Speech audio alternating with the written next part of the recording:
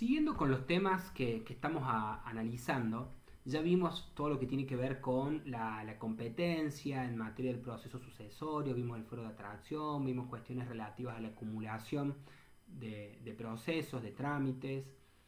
También hicimos un paneo muy general de lo que tiene que ver con la declaratoria de herederos, el proceso sucesorio o juicio sucesorio propiamente dicho.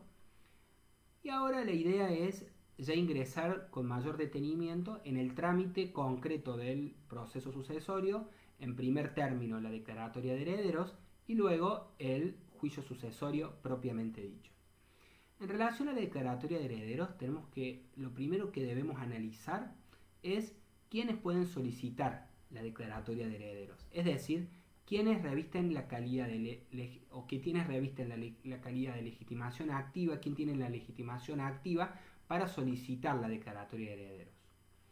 Esto está previsto en el artículo 656 del CPC. Acá quiero abrir un paréntesis.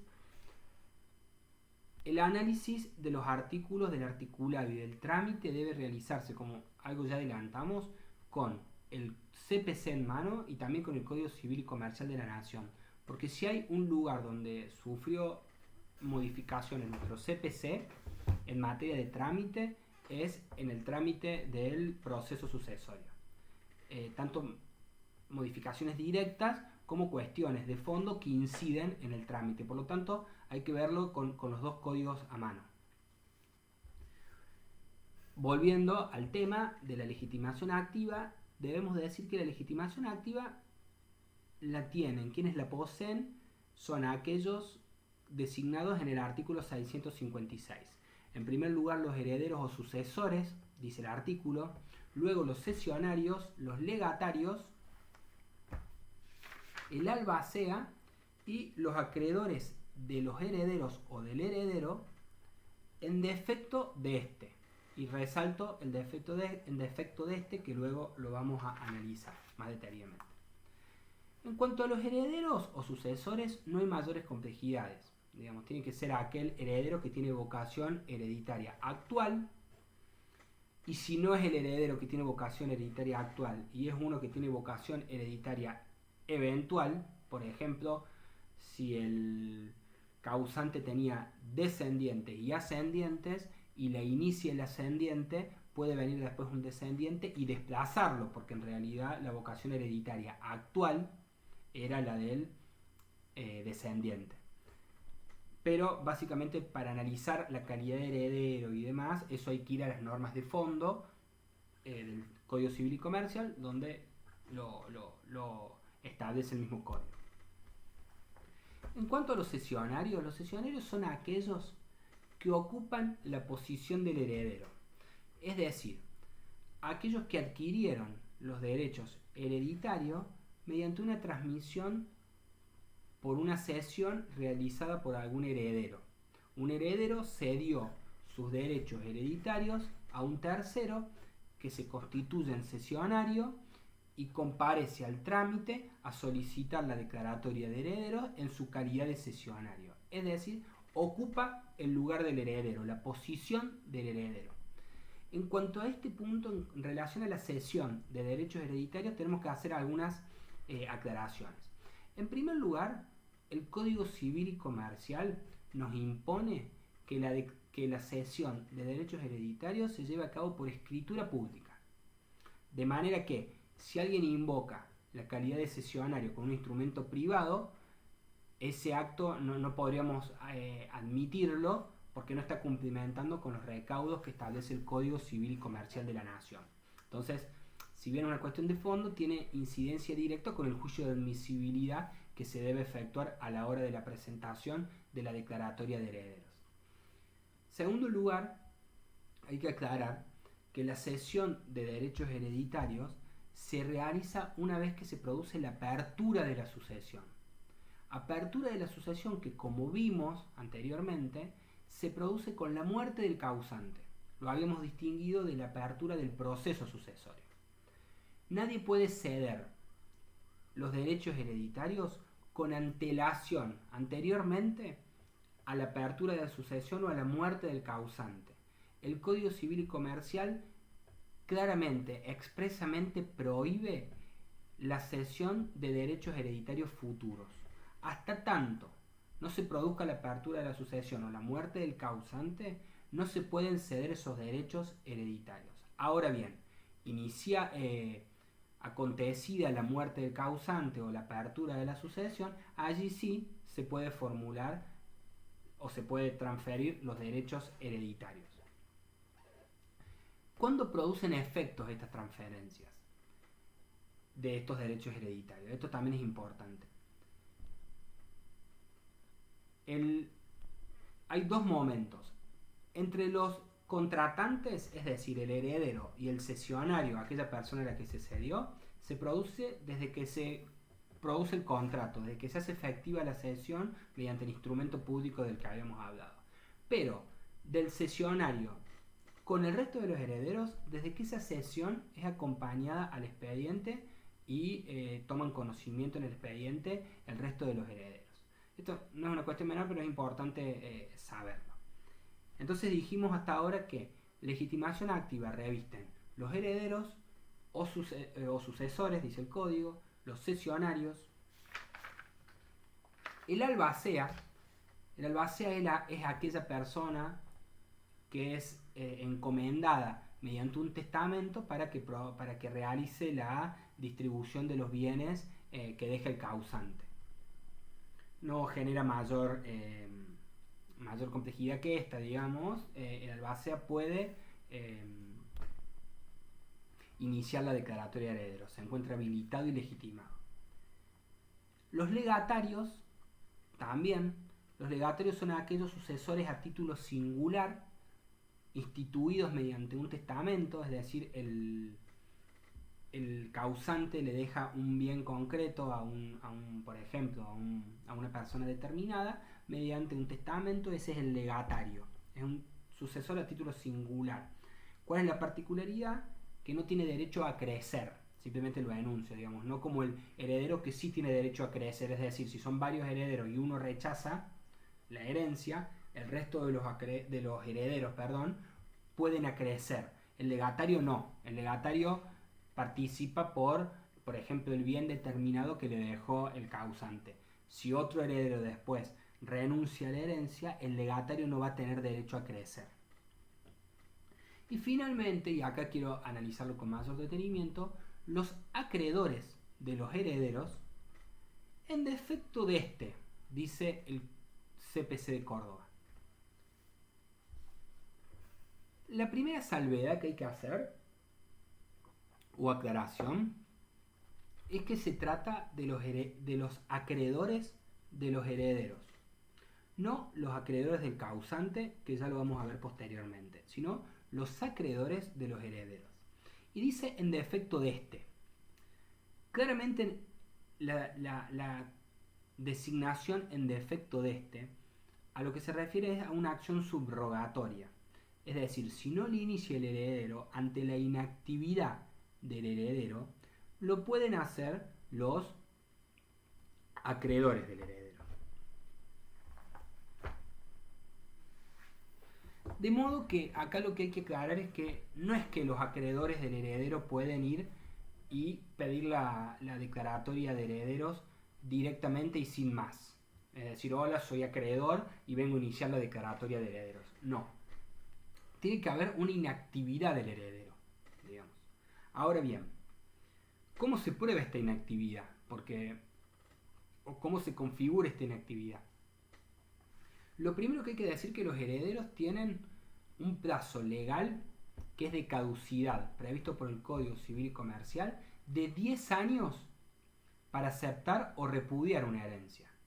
Digamos, el causante fallece y desde allí los herederos tienen hasta 10 años para aceptar la herencia. De no hacerlo, es un plazo de caducidad que el código establece que se configura o se produce el rechazo. Ahora bien, un acreedor no puede esperar que en cualquier momento el heredero en 9 años decida aceptar la herencia.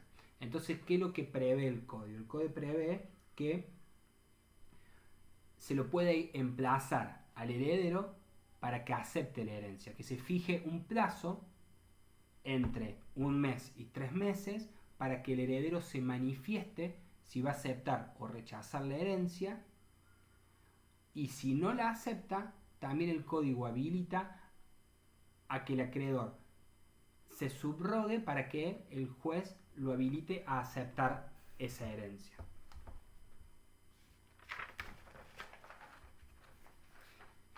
Lo primero que hay que decir que esta acción que tiene el acreedor ante la inacción del heredero es una acción de fijación de plazo. ¿Qué es lo que hace? Va y le pide al juez y le dice que se lo emplace al heredero para que el heredero, en un plazo de entre 1 a 3 meses, que eso lo tiene que decidir el tribunal, decida si va a aceptar o rechazar la herencia.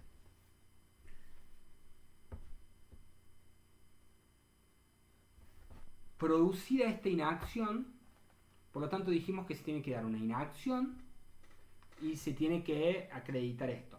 Esto se debatía antes si esta inacción se podría acreditar de manera extrajudicial, es decir, una intimación extrajudicial para que acepte o rechace la herencia por parte del acreedor, y si no decía nada o la rechazaba, ahí ya estaba habilitado y legitimado el acreedor para iniciar la declaratoria de herederos. Hoy ya el código, en los artículos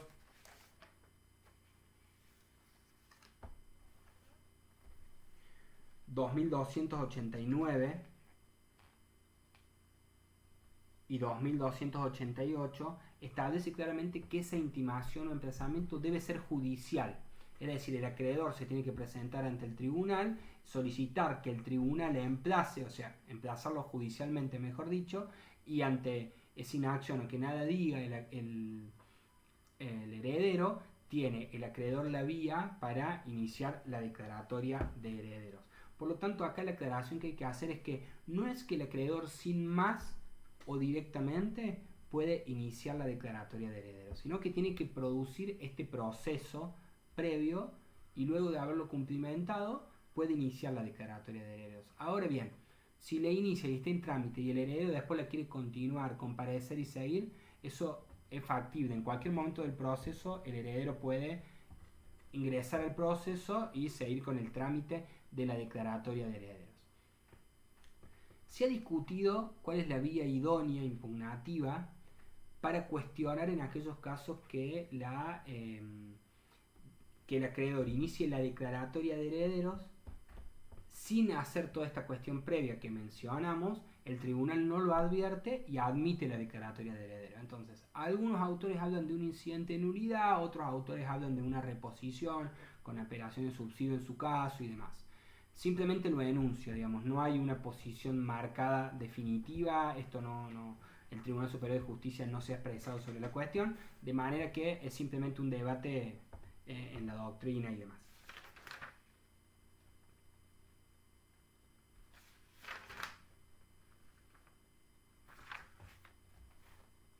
Bueno, habiendo abordado quiénes están legitimados a iniciar la declaratoria de herederos, tenemos que aclarar qué pasa con los acreedores del causante, porque hablamos de los acreedores de los herederos.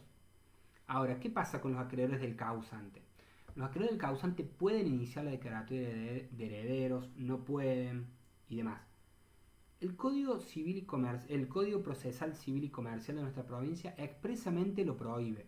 No permite a los acreedores del causante iniciar la declaratoria de herederos.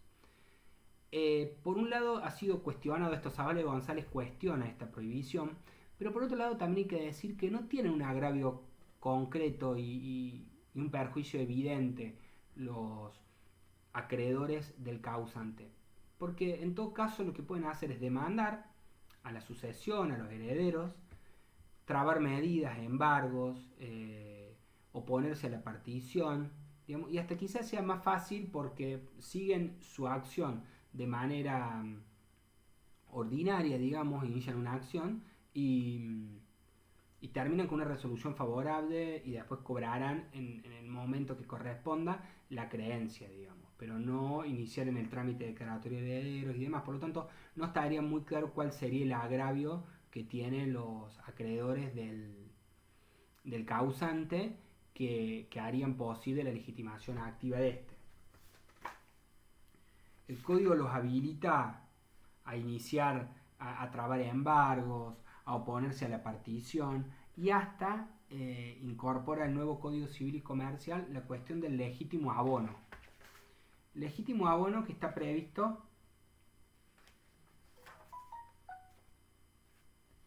en los artículos, concretamente en el artículo 2357 del Código Civil y Comercial, pero básicamente lo que plantea el código es que los acreedores de la sucesión pueden presentarse con su título a la sucesión y allí los herederos lo pueden reconocer a la deuda, aceptándola, reconociéndola y que se incorpore al pasivo de la sucesión, o rechazar ese título que viene el acreedor a plantear a la sucesión, y en ese caso al acreedor le quedará la posibilidad de iniciar una acción judicial independiente que por supuesto se encontrará atraída mediante el fuero de atracción y demás.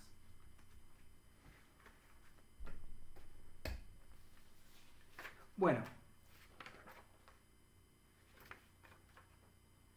habiendo abordado la cuestión de la legitimación activa, quienes pueden iniciar la declaratoria y quienes no pueden, tenemos que tener ahora, tenemos que ingresar a lo que tiene que ver con el trámite de la declaratoria de herederos. El trámite de la declaratoria de herederos está previsto a partir del artículo 655 del CPC. La declaratoria de herederos se inicia con un escrito en donde se viene y se denuncia que ha fallecido tal persona, que yo soy heredero de tal persona. Se debe acreditar el fallecimiento por la vía idónea, que todos sabemos son las partidas de defunción. Se tiene que acreditar el vínculo con el causante. En ese caso puede ser con libretas de familia o con una partida de nacimiento en donde acredita quién es el progenitor, por ejemplo. Entonces de esa forma se acredita cuál es el vínculo con el causante. Acá hay que hacer una salvedad.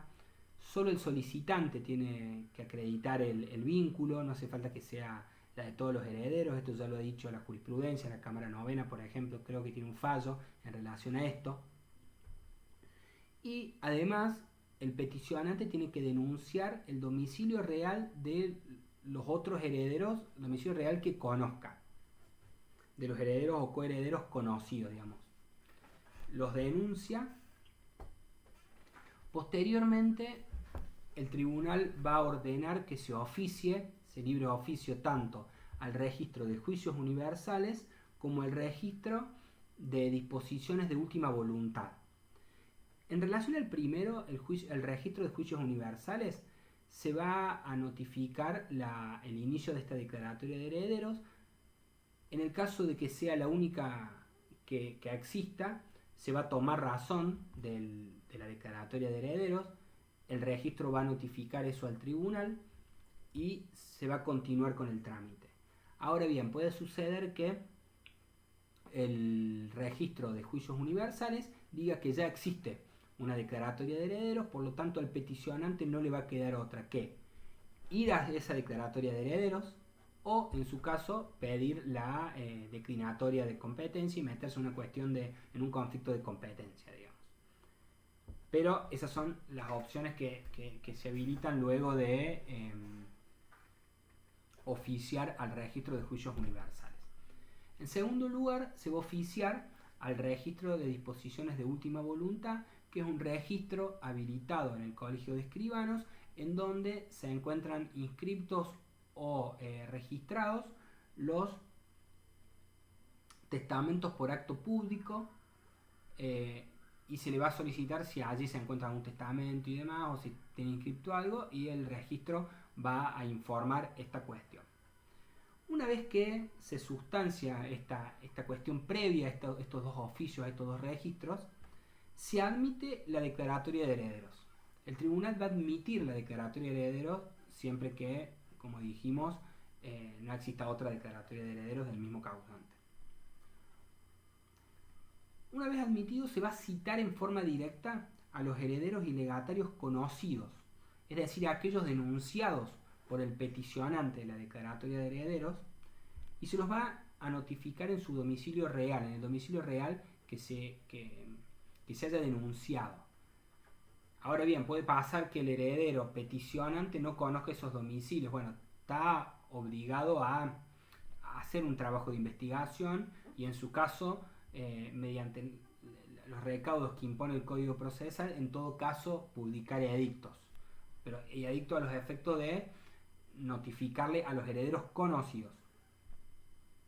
También se tiene que notificar al Ministerio Público Fiscal de esta declaratoria de herederos, de este inicio. El Ministerio Público Fiscal en este momento lo que hace es un análisis de la competencia, ya que es el guardián de la competencia por un lado, y al mismo tiempo va a intervenir en todo el proceso porque también es aquel que va a resguardar si hay o no herencia vacante, porque representa al Estado en el caso de que exista una herencia vacante. Esa es la finalidad de la intervención del Ministerio Público Fiscal en el proceso de declaratoria de herederos. Tanto la competencia como resguardar los intereses del Estado en el supuesto que exista una herencia vacante. Admitida la declaratoria de herederos, se va a citar mediante edictos a todos aquellos que se creyeren con derecho a la herencia, dice el Código, para que comparezcan todos estos interesados. Acá tenemos que hacer algunas salvedades. El CPC dice que hay que publicar edictos por 5 días para que estos interesados comparezcan en el plazo de 20 días. Ahora bien, esto se encuentra expresamente derogado por el Código Civil y Comercial, que estableció en el artículo 2340 y reguló la cuestión. Y hoy habla de que la publicación de edictos se tiene que hacer por el plazo de un día. Por lo tanto, ya no corre más los 5 días del CPC y ha extendido el plazo de comparendo, que ya no es 20 días, sino que lo llevó a 30 días. Por lo tanto, hoy, como queda el proceso, se deben publicar edictos citando a los interesados o aquellos que se creyeren con derecho a la herencia, publicar edictos por un día para que comparezcan en el plazo de 30 días. Estos 30 días, a mérito de que lo regule el Código Civil y Comercial, son días corridos. Hay que aclarar esa cuestión. Se tratan de días corridos. Vencido este plazo de 30 días, el interesado, las partes interesadas, quienes hayan comparecido, se encuentran habilitados para solicitar o pedir la audiencia del artículo 659 del CPC. Pedir esa audiencia se debe notificar con 6 días de anticipación. Eso está previsto en el 658 del CPC. Son 6 días para comparecer. A esa audiencia deben comparecer el Ministerio Público Fiscal, obviamente los herederos y legatarios, todos los interesados, y si hubiere personas con limitación de capacidad o menores, por ejemplo niños, niñas o adolescentes, debe intervenir la asesoría letrada. Esta audiencia tiene como objeto discutir los títulos hereditarios. Acá se plantean las causales de exclusión, por ejemplo, es decir, a un heredero al que se le impone una de las causales de exclusión prevista en el Código Civil y Comercial, a título enunciativo simplemente, por ejemplo, alguien que haya perdido vocación hereditaria porque se lo ha declarado indigno, porque hay una causal de indignidad. Vale aclarar que ya no existen más las causales de desheredación, quedaron solamente con el nuevo código las causales de indignidad. O por ejemplo, alguien que invoca ser el cónyuge del causante y ya no lo es porque ha operado un divorcio, entonces se plantea en esta instancia. También separación de hecho, que hoy es una de las causales que produce el Código Civil, la pérdida de vocación hereditaria. Y también aquí es donde se plantean las nulidades de testamentos. Posteriormente, si no hay oposiciones entre los intervinientes en esa audiencia, se va a formular o se va a proceder a realizar el auto de declaratoria de herederos, si no hay oposiciones. Si hay oposición, cualquier oposición que haya de las que hablamos recién, se va a sustanciar mediante el juicio abreviado.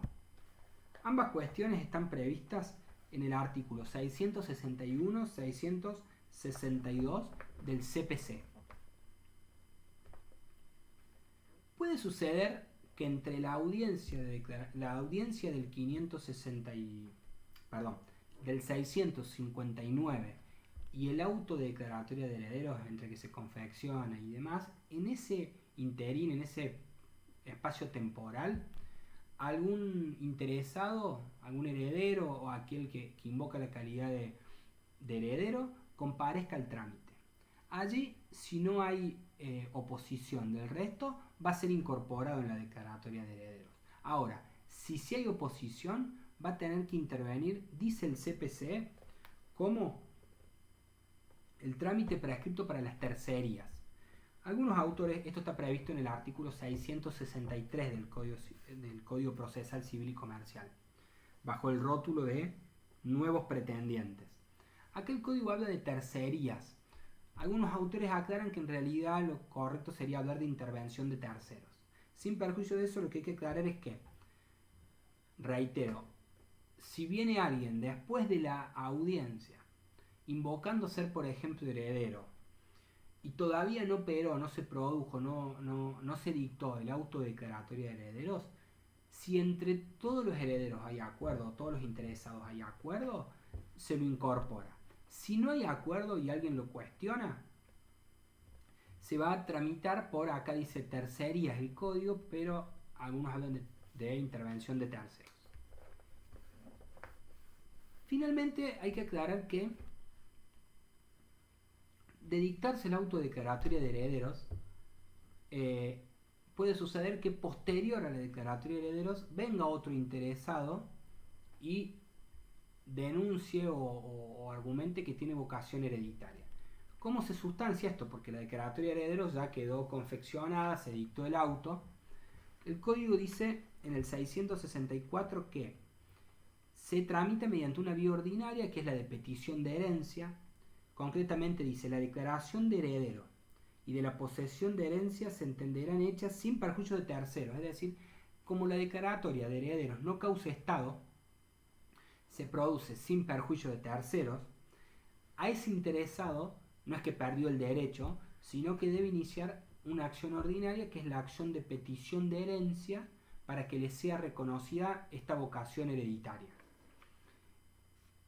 Esto tiene que ver, reitero, con la calidad de cosa juzgada formal, o que no hace cosa juzgada o no causa estado, el auto declaratoria de herederos, que puede ser ampliado mediante la vía idónea. Lo que hay que aclarar es que esa es la vía idónea cuando ya tenemos declaratoria de herederos.